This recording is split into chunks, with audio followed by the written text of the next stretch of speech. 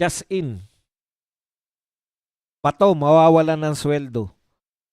Sinabi, ito po, Senator Bato de la Rosa may face withholding salary if a Senate ethics recommendation says amendment of rules must happen, including suspension of pay for lawmaker, according to Senator Ping Lacson. This after former Senator Sani Trillanes met with Senate President Tito Soto and Lacson earlier today. Among the discussions was his possible ethics complaint against De La Rosa over the latter's continued absences. Lacson says Trillanes might file the complaint once De La Rosa reaches his 6 month of absence. Okay. Wala kaming pakialam. Gusto naming maprotektahan si Bato hanggang bago na yung presidente. Wala kaming asahan dito eh. Kung kay Tatay Digong, sino si Bato kumpara kay Tatay Digong? Kung kay Tatay Digong, nagawa nyo yan. Diba? Sa tingin ba namin, hindi nyo kayang gawin yan kay Bato? Kayang-kaya nyo gawin kay Bato yan. Kaya wala kaming pakialam, tanggalan nyo ng sweldo, basta buhay si Bato. Basta may kalayaan si Bato.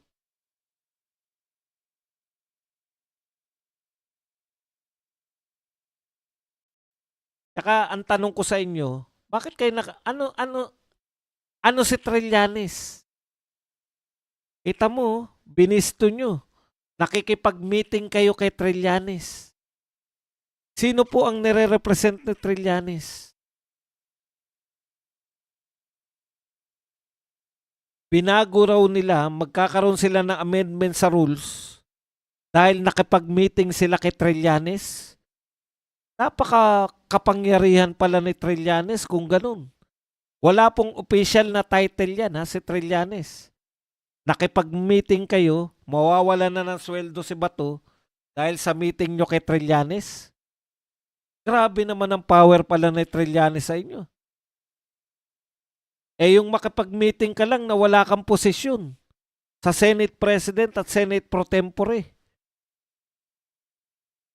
Yung kada bitawang pananalita ni Trillanes, laman ng balita ng lahat ng press, lahat ng media. Ano ba posisyon ni Trillanes para i-cover siya? Mas matindi pa yung coverage ni Trillanes kaysa sa mga opisyal ng gobyerno. Hindi nyo ba napupuna? Kada magsasalita si Trillanes, laman ng lahat ng media. Gaano kaimportante yung meeting kay Trillanes na sukat na bigyan ninyo ng panahon Senate President at Senate President Pro Tempore nakikipag-meeting kay Trillanes. Tapos pagkatapos makipag-meeting, mawawala na ng sweldo si Bato. Ang tindi nyo. Ang powerful niya. Tama si Ogie Diaz. Ang powerful ni Trillanes. Walang posisyon. Pero bakit ang powerful? Yun ang gusto nating itanong. Bakit napaka-powerful ni Trillanes samantalang wala naman siyang posisyon? Bakit nga kaya? No? Bakit lahat ng kilos ni Trillanes covered ng media? Ayon nga kay Senator Marcoleta, covered ng bayarang media.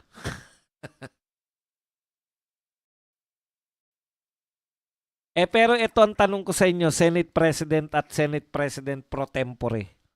Isang tanong na practical. Kamakailan lang, nagpirmahan yung mga senador in support of Tariela. Di ba? Wala akong problema dun. Sa tingin ninyo, inapi si Tariela ng taga-Chinese Embassy? Okay lang. Kasi pwede naman yan eh.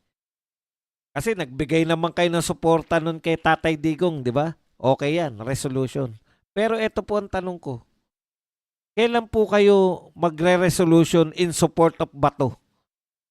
Kailan po kayo gagawa ng isang kahit resolution man lang, kahit wala ng hakbang, para matulungan po si Bato?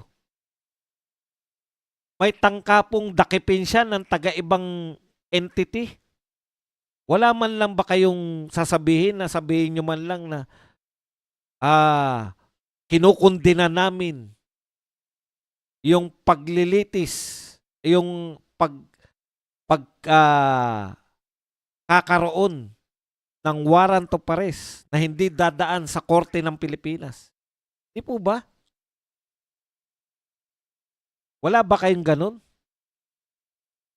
Na kayo ay poprotektahan namin yung kapwa namin senador dahil papayag lang kami na ipatupad yung ICC warrant of arrest kung yan ay ipag-uutos ng Korte ng Pilipinas. Kung ang warrant kay Bato ay ipag-uutos ng Korte ng Pilipinas, tsaka lang kami papayag na hulihin. Wala ba kayong ganun? Si Tariela, pinagtanggol nyo. Pinagsabihan lang ng Chinese Embassy, eto, kapwa nyo senador, dadakipin. Dehin bokiki kayo. Kung ako senador, ako mismo maglalapit sa Supreme Court para hingin ko kung ano ba talaga yung proper na pagdakip kay Bato.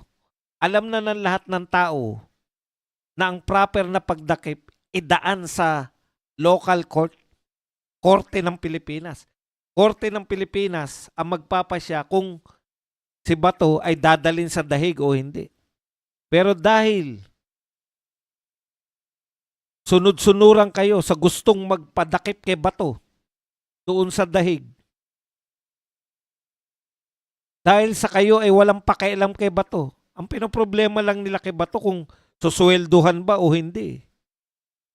Ano tulong nyo na kay Bato? Pareho lang yan. Foreign power. Ang China. Foreign yun din yung Foreign court naman yung ICC. Salita pa lang yan ng isang foreign power laban kay Tariela. Pinagtatanggol nyo na. Eto, gustong hulihin, gustong ipakulong. Wala kayong tangkang ipagtanggol. Kung hindi nyo kayang ipagtanggol ang kapwa ninyo, senador, na walang kaso sa Pilipinas, pero huhulihin, paano nyo ipagtatanggol yung mga Pilipino?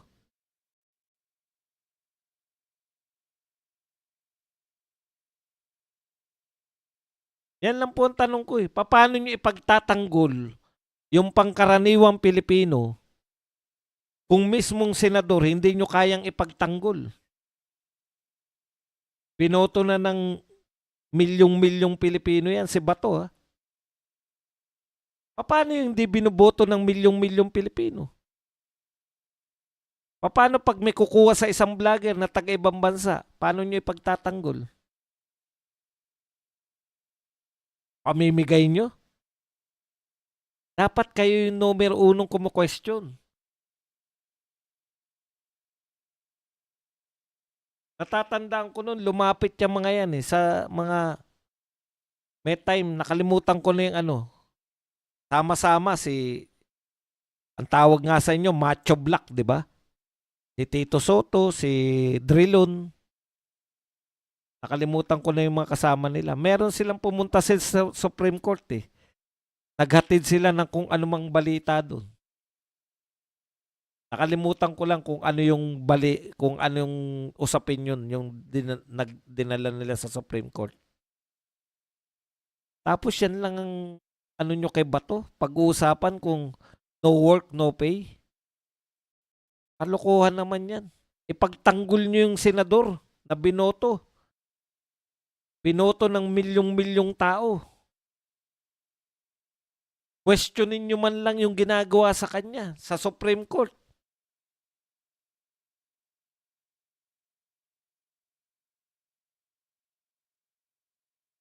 Hindi yung parang very willing kayo.